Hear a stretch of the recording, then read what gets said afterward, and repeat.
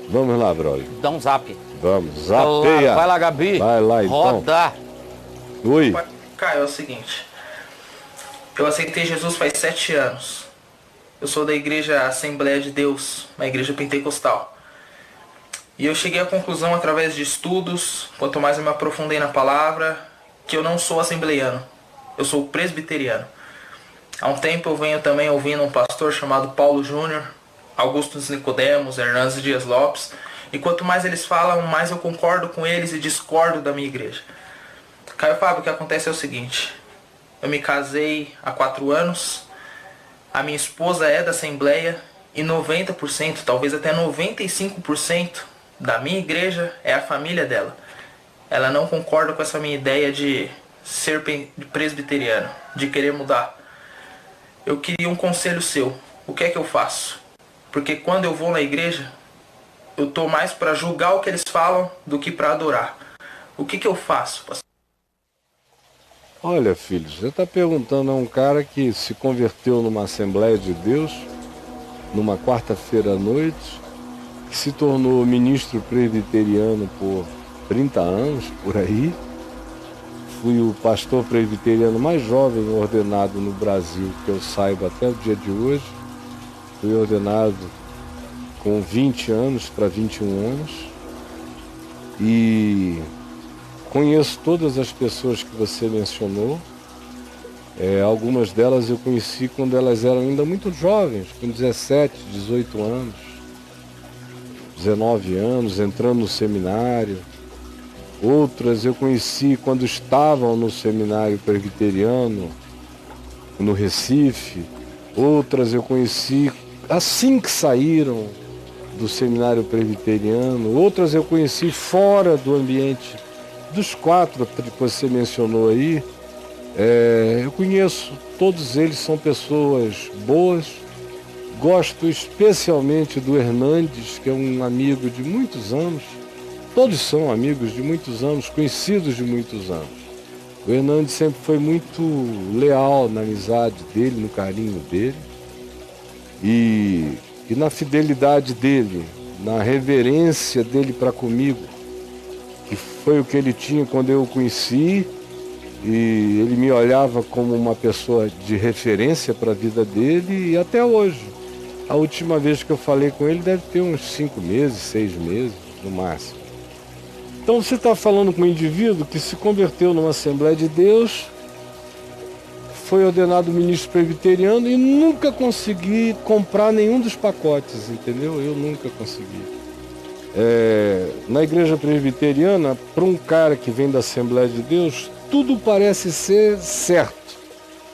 Porque a pessoa veio da Assembleia de Deus, onde tem um monte de maluquice doutrinária.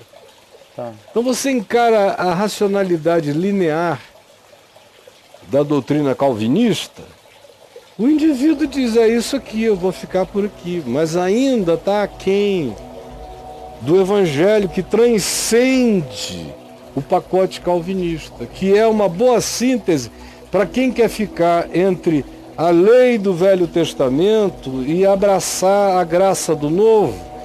Tem uma síntese ali que diz o seguinte: eu sou salvo pela graça, mas a lei me santifica. Então é um híbrido aí no meio do caminho.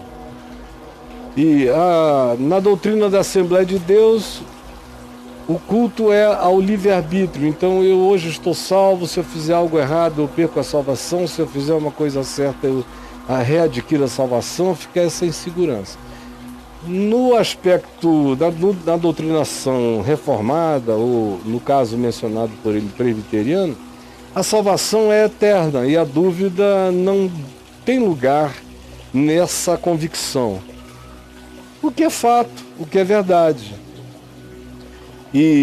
Mas a ideia de predestinação linear, se Deus predestinou alguns para a salvação e a outros para a perdição, porque segundo a sua presciência ele sabia antes de acontecer quem era quem, e segundo a sua soberania ele determinou uns para isto e outros para aquilo.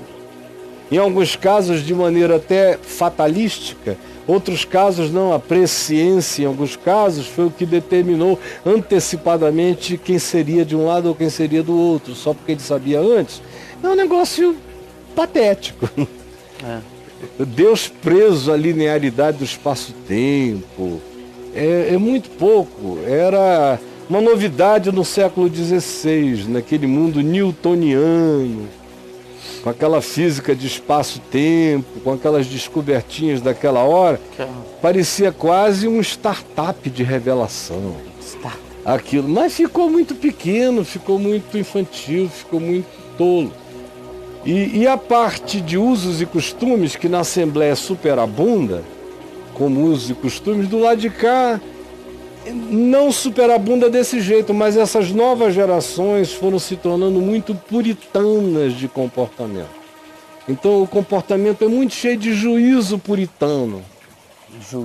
Juízo puritano. Então, meu filho, eu acho que você está aí numa sinuca de bico, frequentando uma igreja de 95% da membresia é membro da família da tua mulher, que deve estar doidinho. Para ela isso é uma coisa esquisita, é quase como se você estivesse se convertendo ao espiritismo kardecista. Nossa! Então ela acha que você está virando um sorveteriano sem nenhuma fé no coração, crendo nessas novas doutrinas.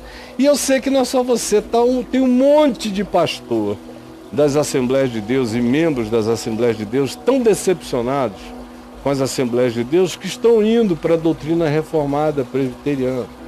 Tem congressos acontecendo aqui pelo Nordeste, onde essas mesmas pessoas que ele mencionou têm ido pregar, algumas delas, sim, 8, 10 mil pessoas só quase da Assembleia de Deus, para ouvir os palestrantes reformados, presbiterianos, porque a Assembleia está entrando numa angústia, num vazio, numa loucura de falta de conteúdo, de integridade de ensino bíblico mínimos, que o pessoal está vendo nesses amigos que eu mencionei, coisas com começo, meio e fim. A linearidade da doutrina reformada é incomparavelmente superior a qualquer outra.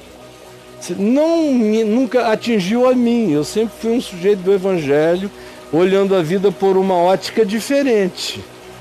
Jesus entrou em mim como minha chave hermenêutica. Aí, meu amigo, se eu leio Paulo a partir de Jesus, imagina se eu não vou ler Calvino a partir de Jesus. Eu tenho 1 milhão de observações, acho que ele foi um gênio de percepção sistematizante para os dias dele, mas para os meus dias acho filosófica, psicológica, cientificamente desamparado. E aquilo tudo era uma doutrina, não era uma revelação. Era só uma reforma, era uma intenção de melhorar o caos, porque o que se tinha antes disso era a Igreja Católica medieval. Então, em relação à Igreja Católica medieval, mágica, bruxa, feiticeira, obscurantista, a reforma do século XVI foi uma salvação maravilhosa. Agora, tomar aquilo como teto, referência ou pedra angular é uma outra tolice. Ela se esgotou e vem se esgotando. Ela não queria ser assim. São sempre os discípulos que perenizam aquilo que queria ser relativo. Porque o mote da reforma protestante era reforma protestante ou reformando-se e sempre se reformando. A tradução é essa, é uma reforma gerúndia. Ah, tá. Ela era não uma tá vontade de fechando crescer, uma de conta. crescer, de crescer. Agora eu vejo o pessoal querendo voltar para o século XVI, século XVII, século XVIII. Aí ficam cultuando a mente de Calvino, que para aquela hora foi ótimo, para hoje ela é tola, é pequena. Filosoficamente, não estou sendo nada não. Filosoficamente, não diz nada para uma geração pensando com categorias quânticas, por exemplo. Depois da revolução psicológica, psicanalítica, depois da revolução genética, depois da revolução física, depois de todas essas revoluções, o Evangelho ficou inatingível, ele só aumentou. Mas essas doutrinas só dizem alguma coisa para quem não sabe o tamanho do mundo no qual você está vivendo. Porque se souber, aí elas vão ficando pequenas. Elas são enormes e interessantes comparado com o que você tinha lá na sua denominação. Mas em relação ao planeta, é uma redução apequenante que não vai suportar os questionamentos de qualquer geração inteligente, porque não tem resposta inteligente. Só tem resposta inteligente para religiosos querendo se agarrar a alguma coisa. Mas para quem não tem esse compromisso religioso, está pensando livre na vida, aquilo ali é pequeno demais para responder às reais demandas de angústias existenciais dessa geração e das que virão. Vamos lá. Esse cara tá enrolado então, Caio? Ele está trocando... Ele está pegando uma coisa melhor, sem dúvida. Eu dou graças a Deus por ter tido, na Reforma Protestante, a minha solidificação de consciência, de fé, no início da minha vida. E depois eu comecei a ler todo mundo e a fazer a minha síntese em Jesus. Eu logo descobri que a minha tese já era uma tese não presbiteriana. Você já estava de ordenação, outra. Com 2 anos. Já estava falando da salvação dos gentios fora das paredes de qualquer instituição religiosa. Então, vê se dá para eu me confinar a esse processo. Eu nunca estive confinado a esse processo na minha vida. E sempre deixei claro para todo mundo. Nunca enganei ninguém a esse respeito. Não estou fazendo nenhuma revelação nova. Tem livrinhos meus aí, testemunhos históricos. Novos ministros para uma nova realidade. Meu Deus, isso caiu, quando saiu aí por 87, como uma bomba no meio da igreja presbiteriana, porque era uma crítica. E assim como esse, tem um monte de outros livros que ainda existem até no meu portal, daquela época, da década de 80, com críticas veementes, no início dos anos 90. Depois eu achei que aquilo perdeu a relevância até para criticar. Então se eu não for perguntado, esse assunto não me habita. O que é importante para mim é amar. É bom, importante é só amar os irmãos. Cada um ande segundo a fé que obteve, que tem, que possui. E seja sincero e honesto com essa fé. Agora, a minha, sinceramente, foi para um lugar muito distante desse aí, onde eu habito em paz profunda, sem essas questiúnculas do século XVI. Tá bom? A minha terra não é plana.